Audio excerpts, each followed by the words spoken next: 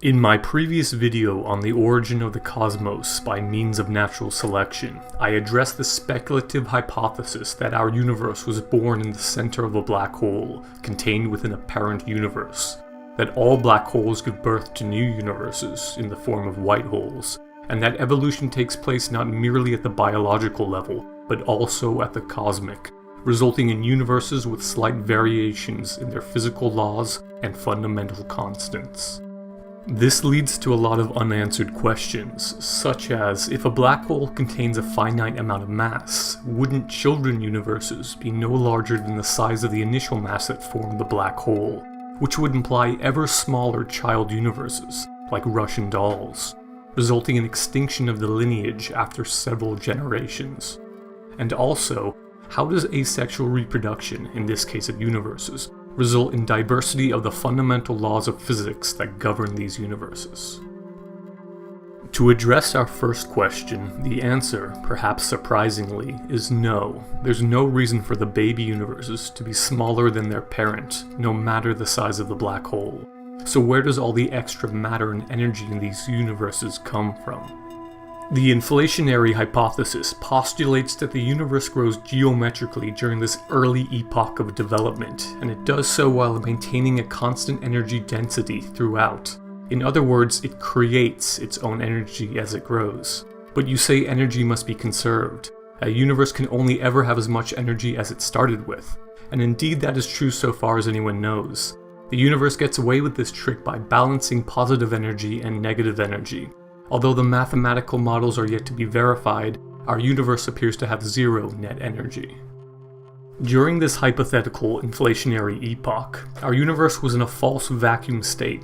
It grew geometrically, that is, doubled in size over and over through the negative pressure of this false vacuum. As the universe rapidly expanded, the energy of the negative pressure was balanced by the corresponding growth of a gravity field. Pressure and energy produce gravity the same as mass does.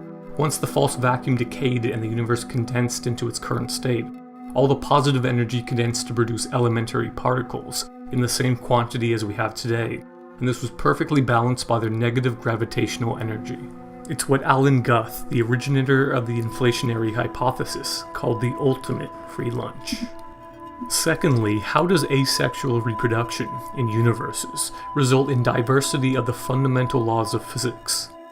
At the temperature and pressure that occurs in the singularity of a black hole, the laws of physics as we know them break down. This phase is highly unstable because in general, quantum mechanics does not permit particles to inhabit a space smaller than their wavelengths. So a white hole, it's hypothesized, is formed on the other side of the black hole, creating a new universe or multiple parallel universes, with slight mutations of their physical laws and constants as temperatures and pressures cool during their expansion.